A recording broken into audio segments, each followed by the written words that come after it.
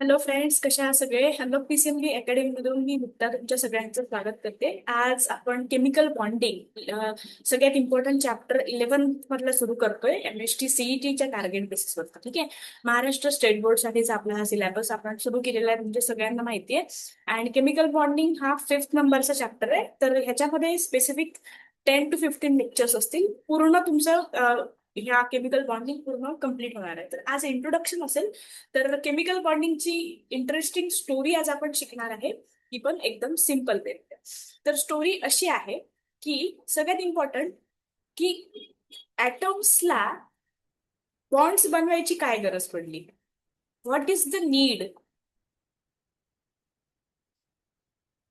To make the bond. हा प्रश्न तुमच्याही मनामध्ये आला असेल. किंवा मॉलिक्युल्स बनवायची, बॉन्ड्स बनवायची काय गरज पडली. आणि ऍटम का बरं प्रिफर करतात केमिकल बॉन्ड तयार करायला किंवा मॉलिक्युल्स मध्ये शिफ्ट व्हायला. त्यामागे काय रिझन आहे, त्याची स्टोरी आजच्या पार्टमध्ये आपण समजून घेणार आहे. आणि इथेच तुमचा बेस क्लिअर होणार आहे कशाचा, केमिकल बॉन्डिंगचा. सो कीप वॉचिंग दिस व्हिडिओ आणि सगळ्या गोष्टी इथे तुम्हाला क्लिअर होणार आहे. ज्या पद्धतीने आपण इलेक्ट्रॉन, प्रोटॉन, न्यूट्रॉन्स बद्दलची थिअरी बघितली, त्याच पद्धतीने केमिकल बॉन्डिंग मध्ये सुद्धा वेगवेगळे अप्रोचेस आहेत, वेगवेगळ्या सायंटिस्ट लोकांनी काम केलेलं आहे. आणि ते सुद्धा आपण डिटेलमध्ये बघतोय.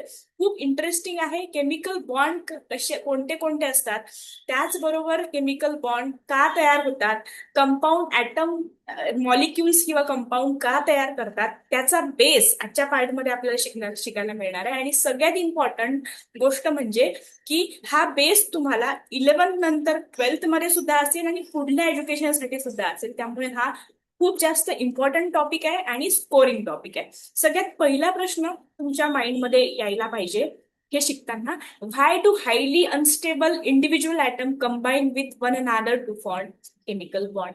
जे ॲटम अनस्टेबल असतात, स्वतः स्टेबल नसतात, ते का बरं बॉन्ड बनवतात, मॉलिक्यूल का बनवतात, मॉलिक्यूल तयार का करतात, खूप कंपाऊंड तयार का करतात, what drives this fundamental chemical phenomena. त्याच्या मागे काय रिझन आहेत. तर त्यामागे दोन रिझन आहे. पहिला तर ऍटमला स्टेबल व्हायचं असतं एन्व्हायरमेंटमध्ये, कारण ते अनस्टेबल आहेत.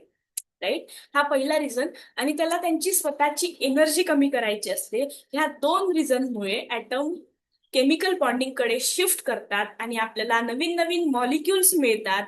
त्याचबरोबर आपल्याला कंपाऊंड्स मिळतात. So this is the very important and core reason to form the chemical bond. Chemical बॉन्डिंगचा जन्म का झालेला आहे, त्याच्या मागे दोन रिझन आहे. Minimum potential energy. जर कंपाऊंडची एनर्जी जास्त असेल, सॉरी ऍटमची एनर्जी जास्त असेल, तर तो मॅक्झिमम स्टॅबिलिटी अटेन करू शकणार नाही. आणि स्टॅबिलिटीसाठी त्याला स्वतःची पोटेन्शियल एनर्जी कमी करायची असते. त्यामुळे ऍटम बॉन्डिंग कडे शिफ्ट करतात. This is the first and important reason. Second is complete valence octet. सगळ्यांना आपल्याला माहिती आहे, पिरियोडिक टेबलमध्ये नोबल गॅसेसचं व्हॅलन्स इलेक्ट्रॉन हे ऑक्टेट, त्यांचं व्हॅलन्स इलेक्ट्रॉन कम्प्लिटली फिल्ड असतात आणि ते सगळ्यात स्टेबल आहे. Why noble gases are stable? The reason behind is noble gas stable का आहे. द रिझन बिहाइंड इज त्यांचा जो ऑक्टेट आहे किंवा व्हॅलन्स इलेक्ट्रॉन कम्प्लिटली फिल्ड असल्यामुळे ते एन्व्हायरमेंट मध्ये स्टेबल आहे. त्यामुळे प्रत्येक ऍटम व्हॅलन्स इलेक्ट्रॉन स्टेबल करायसाठी प्रयत्न करतो आणि त्याचमुळे तो बॉन्डिंग कडे शिफ्ट करतो. Atom inert chemically to attain the stable noble gas configuration with 8 octet electron wheel. आणि लाईटेस्ट एलिमेंट साठी मग इथेच दोन वेगवेगळे लॉस तयार झाले. एक म्हणतो की ऑक्टेट रूल म्हणतो आणि एक म्हणतो तो म्हणतो डुप्लेट रूल. ठीक आहे. हे वेगवेगळे दोन लॉज इथे तयार झाले आणि त्यानुसार पूर्ण केमिस्ट्री काय करते, वर्क करते, केमिकल बॉन्डिंग कडे शिफ्ट करते. आता जो प्रश्न मी लेक्चरच्या पहिले विचारला होता की केमिकल बॉन्डिंग कडे ऍटम्स का शिफ्ट करतात, त्याचं रिझन तुम्हाला समजलं असेल. कारण ऍटम स्वतः अनस्टेबल आहे, म्हणून ते बॉन्डिंग कडे शिफ्ट करतात. कशाला, तर त्यांची स्टॅबिलिटी अटेंड करायसाठी, valence electronic configuration, valence electron valence shell octet मध्ये जाण्यासाठी आणि पोटेन्शियल एनर्जी कमी करण्यासाठी. So this is the reason. पण ह्यामध्ये भरपूर सायंटिस्ट लोकांनी काम केलं आणि सायंटिस्ट होते कोसेल आणि Lewis. Lewis and Lewis dot structure आणला, ते पण आपण डिस्कस करणार आहे. आणि हे सगळं आपण रॅन्डमली शिकत नाहीये, हे तुमच्या केमिकल बॉन्डिंग ह्या चॅप्टर मधलं आहे. Please keep in mind the chapter number 5th the chemical bonding.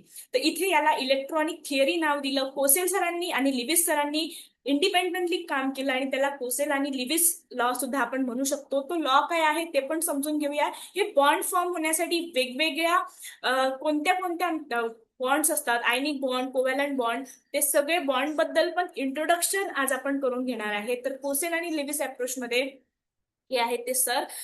Lewis visualize the atom as a stable. Lewis सरांनी काय केलं की ऍटम हा स्टेबल आहे आणि न्यूक्लियस आतमधला आणि ते सगळे जे आहे त्याला त्यांनी कर्नल नाव दिलं. काय नाव दिलं? कर्नल नाव दिलं. आणि आउटर मध्ये जे इलेक्ट्रॉन्स असतात ते आउटर व्हॅलन्स इलेक्ट्रॉन त्याला म्हटलेलं आहे.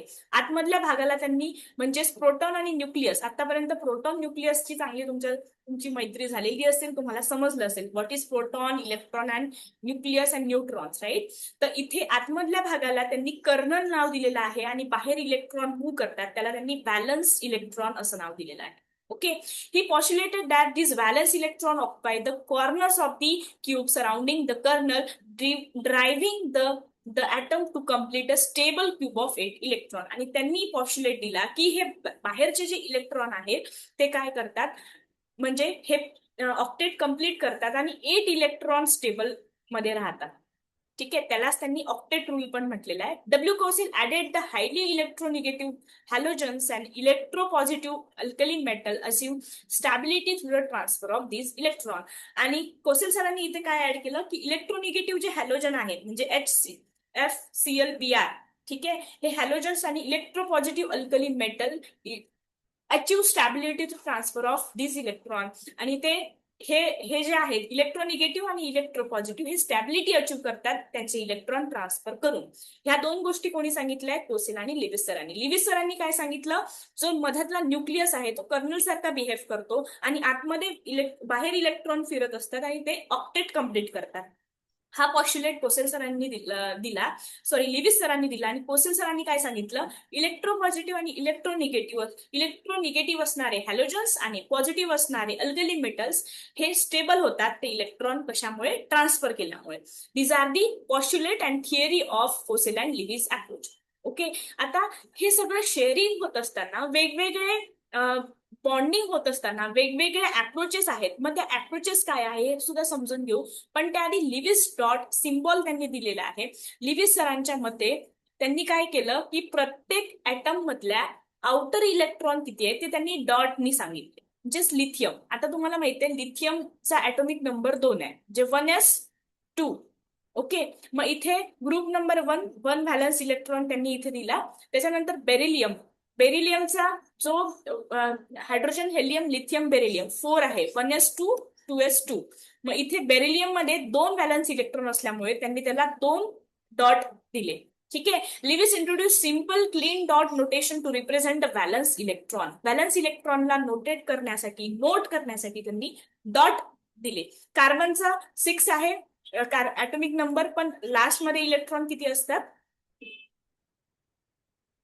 4 असतात, राईट. मग कार्बनचा ऍटॉमिक नंबर जर तुम्हाला लवकर आठवत नसेल, हेली बकरीवर बसली,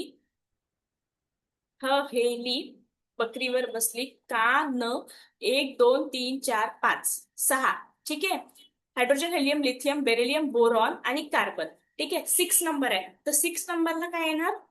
6 इलेक्ट्रॉनिक कॉन्फिगरेशन असेल तर 1s2 2s2 4 2p2 म्हणजे 4. अशा पद्धतीने 4 इलेक्ट्रॉन इथे दिले. ऑक्सिजनचा 8 आहे, इथे त्यांनी अशा पद्धतीने पूर्ण इलेक्ट्रॉन दिले, 6 व्हॅलन्स इलेक्ट्रॉन. मग 1 2 3 4 आणि 5 6 अशा पद्धतीने हे व्हॅलन्स इलेक्ट्रॉन काढले. प्लीज कीप इन माइंड, हे व्हॅलन्स इलेक्ट्रॉन काढण्यासाठी ऍटॉमिक नंबर परत तुम्हाला समजणं गरजेचं आहे. त्यासाठी आधीचा जो लेक्चर नंबर आपण चॅप्टर नंबर 4 घेतलेला आहे, कोणता? स्ट्रक्चर ऑफ ऍटम, त्यामध्ये लास्ट लेक्चर 9th मध्ये मी ऍटॉमिक नंबर कसे कॅल्क्युलेट करायचे, कसे पार्ट करायचे, कशा पद्धतीने असतात ते सगळं डिटेलमध्ये सांगितलंय, तुम्ही तो बघू शकता. ठीक आहे, तर लिविस डॉट सरांच्या म्हणण्यानुसार व्हॅलन्स इलेक्ट्रॉन कशाला म्हणतात? जे आउटर मोस्ट इलेक्ट्रॉन असतात त्याला आपण काय म्हणतो? Valence electron. आउटर मोस्ट इलेक्ट्रॉनलाच आपण व्हॅलन्स इलेक्ट्रॉन म्हणतो. ते आपण डॉटच्या फॉर्म मध्ये लिहितो. फॉर एक्झाम्पल ऑक्सिजन ला 6 व्हॅलन्स इलेक्ट्रॉन आहे, 1 2 3 4 5 आणि 6 अशा पद्धतीने लिहितो. कार्बनला 4 व्हॅलन्स इलेक्ट्रॉन आहे, अशा पद्धतीने लिहितो. तर असंच आपण प्रत्येकाचं लिहत जातो. हे नोटेशन आहे, हे लिव्हिस डॉट सिम्बलच्या नावाने आपण त्याला देतो.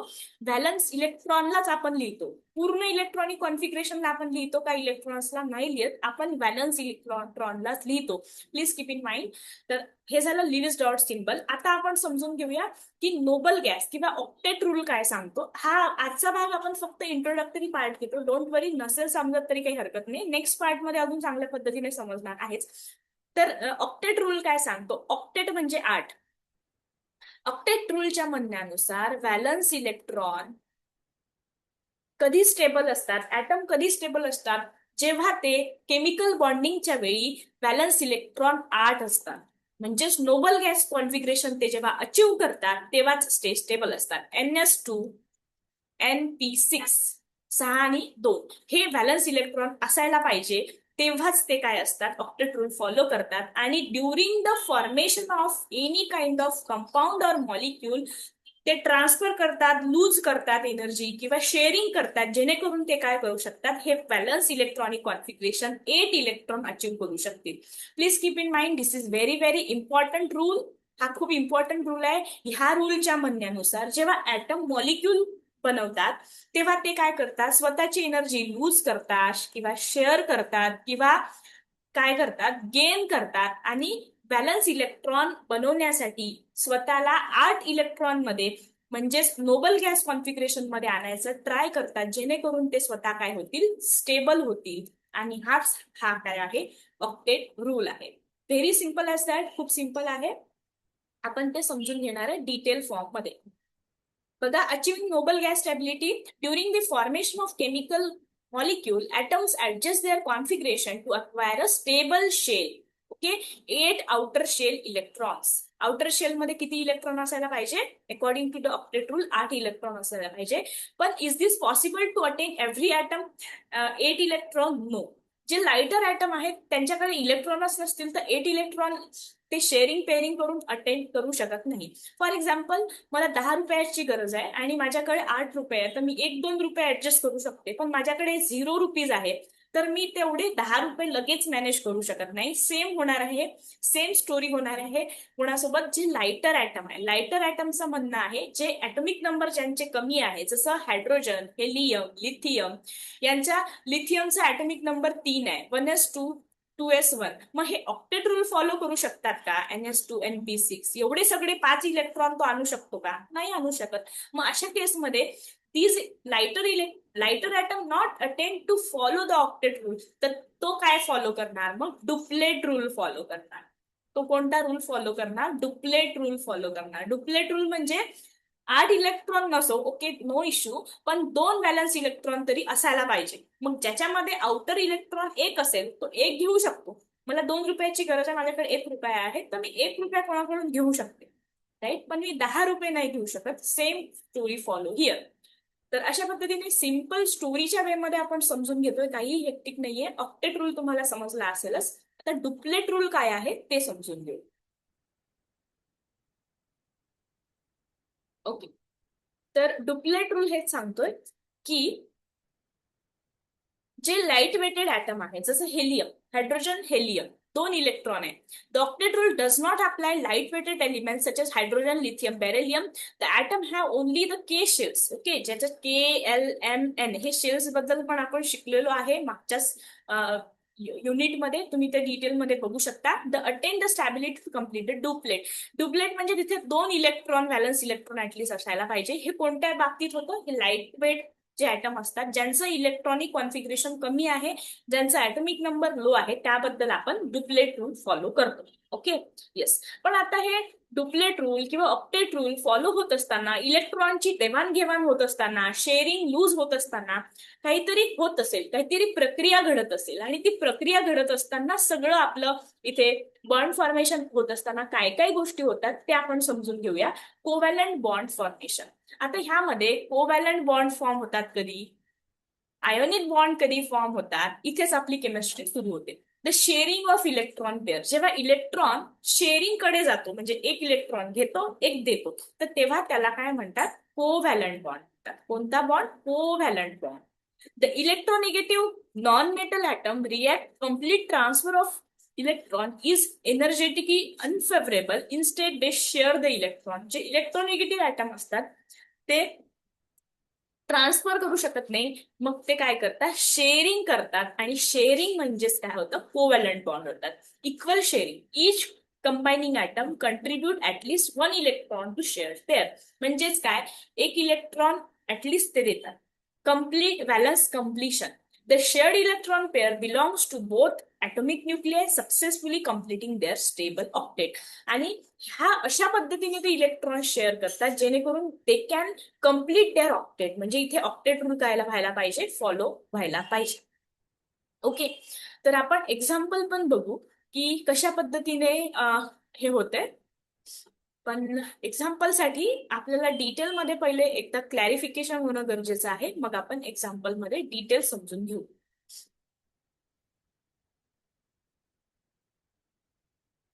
Okay, yes. आता आयनिक बॉन्ड मध्ये काय होतं, आयन्स तयार होतात intermediate. Electrostatic force of attraction होतं. And ionic bond is form via complete transfer of one or more electron from the metallic electropositive atom to non metal. याच्यामध्ये metal plus non metal दोन्ही use होतात. ठीक आहे, जसं की NaCl, FCl, metal झाला एक, नॉन मेटल झाला एक. काय करतं, कम्प्लीट ट्रान्सफर ऑफ इलेक्ट्रॉन होतं. आणि कम्प्लीट ट्रान्सफर ऑफ इलेक्ट्रॉन होत असताना कॅटायन आणि ऍनायन फॉर्म होतात.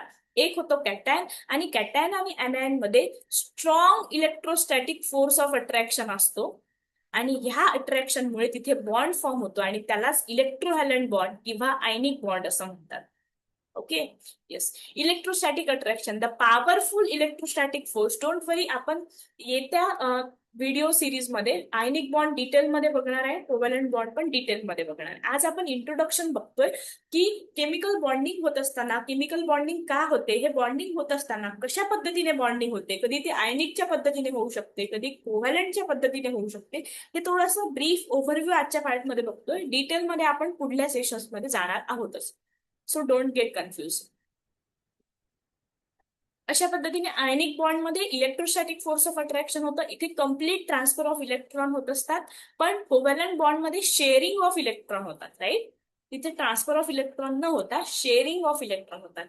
तर अशा पद्धतीने बॉन्ड फॉर्म होत असताना वेगवेगळे बॉन्डिंग नेचर आपल्याला दिसलं. ऑक्टेट रूल आणि डुप्लेट रूल बद्दलचं कंपॅरिझन पण बघून घेऊ. इलेक्ट्रॉन टार्गेट, इथे 8 व्हॅलन्स इलेक्ट्रॉन असायला पाहिजे, इथे 2 व्हॅलन्स इलेक्ट्रॉन असायला पाहिजे. Stable configuration, neon, argon, krypton, helium इथे मॅच व्हायला पाहिजे. Typical element carbon, nitrogen, oxygen. Octet rule मध्ये हायड्रोजन, लिथियम, बेरिलियम. कोणते कोणते इलेक्ट्रॉन्स असू शकतात ते बघितलं. Stability mechanism, losing, gaining, sharing multiple electron pair, आणि लुझिंग 1 to 2 इलेक्ट्रॉन पेअर, और शेअरिंग और गेनिंग सिंगल पेअर. सिंपल हेच आहे. ऑक्टेट रूल मध्ये 8 व्हॅलन्स इलेक्ट्रॉन असतात, याच्यामध्ये 2 असतात. याचे एक्झाम्पल आहे हेलियम, लिथियम, बेरिलियम. याचे एक्झाम्पल आहे कार्बन, नायट्रोजन, ऑक्सिजन वगैरे. ओके, तर अशा पद्धतीने आपण आजच्या पार्टमध्ये काय बघितलंय ते समजून घेऊ एकदा परत. आपण आजच्या पार्टमध्ये सगळ्यात इम्पॉर्टंट इंट्रोडक्शन बघितलं, आणि त्याच्यामधला पहिला क्वेश्चनच खूप महत्वाचा आहे की ऍटम मॉलिक्यूल का बनवतात किंवा कंपाऊंड का बनवतात. ऍटम स्वतः स्टेबल नाही आहे एन्व्हायरमेंटमध्ये, मग स्टॅबिलिटीसाठी, ऑक्टेट रूल फॉलो करण्यासाठी, एन्व्हायरमेंटमध्ये स्टेबल होण्यासाठी atom. Recap of today's session is why atom form the molecule or the compound. The reason behind is atom is not stable. Atom स्वतः स्टेबल नाहीये. मग स्टेबल नसल्यामुळे ते स्वतःला स्टेबल करण्यासाठी शेअरिंग करतात, लूज करतात, गेन करतात. कशासाठी, तर स्टॅबिलिटीला पूर्णपणे स्टेबल होण्यासाठी. आणि म्हणून मॉलिक्युल्स बनतात. मग मॉलिक्युल्स जेव्हा बनतात, मग ते कधी शेअरिंग करणार, कधी लूज करणार, कधी गेन करणार. मग आयनिक बॉन्ड बनतात, कधी कधी कोव्हॅलंट बॉन्ड बनतात. अशा पद्धतीने आपण शिकलो. मग हे होत असताना ते ऑक्टेट किंवा डुप्लेट रूल फॉलो करतात, आणि यालाच लेविस आणि कोसेल सरांनी सांगितलंय. लेविस सरांनी ऑक्टेट रूल सांगितला. त्यांनी ऑक्टेट रूल नुसार काय सांगितलं की मध्ये जो न्यूक्लियसचा पार्ट आहे आणि प्रोटॉनचा पार्ट आहे तो काय झाला, कर्नल झाला, आणि इलेक्ट्रॉन, व्हॅलन्स इलेक्ट्रॉन बाहेर फिरत असतात. ऑक्टेट रूल म्हणजे काय, ऑक्टेट रूल म्हणजे व्हॅलन्स इलेक्ट्रॉन 8 असतात, 8च फॉलो व्हायला पाहिजे, 8च असायला पाहिजे. मग त्याच्यासाठी ते शेअरिंग, गेनिंग, पेरिंग काही करू शकतात. ठीक आहे. डुप्लेट रूल कधी आला, लाईट वेट ऍटम मध्ये 8 रूल बाहेर असणं इलेक्ट्रॉन बाहेर असणं शक्य नाही, मग त्यावेळेस ते 2 इलेक्ट्रॉन तरी ऍटलिस्ट असायला पाहिजे, त्याला आपण डुप्लेट रूल म्हणतो. लाईट वेट ऍटम म्हणजे काय? जे ऍटम ज्याचा इलेक्ट्रॉनिक कॉन्फिगरेशन किंवा ऍटॉमिक नंबर कमी आहे त्याला आपण लाईट वेटेड ऍटम म्हणतो. आणि कॉम्बिनेशन होत असताना म्हणजे आयनिक बॉन्ड कोव्हॅलंट बॉन्ड बनत असताना काय काय गोष्टी घडतात त्याचं डिटेल अंडरस्टँडिंग नेक्स्ट पार्ट मध्ये येणाऱ्या सेशन मध्ये आपण बघणार आहोत. आजचा पाठ ह्यासाठी होता लिविस आणि कोसेल सरांनी काय काय पॉस्ट्युलेट्स दिले, त्यांचं त्यांचं केमिकल बॉन्डिंग मध्ये काय योगदान होतं, त्याचबरोबर ऑक्टेट आणि डुप्लेट रूल काय आहेत, आणि इलेक्ट्रॉन शेअरिंग पेअरिंग कशा पद्धतीने होते, लुझिंग कशा पद्धतीने होते केमिकल बॉन्ड बनवण्यासाठी, ऍटम्स बॉन्ड का बनवतात हे आजच्या पार्टमध्ये आपण बघितलं. तर लवकरात लवकर भेटूया नेक्स्ट सेशन मध्ये. तोपर्यंत अभ्यास करत राहा. Take care and bye bye.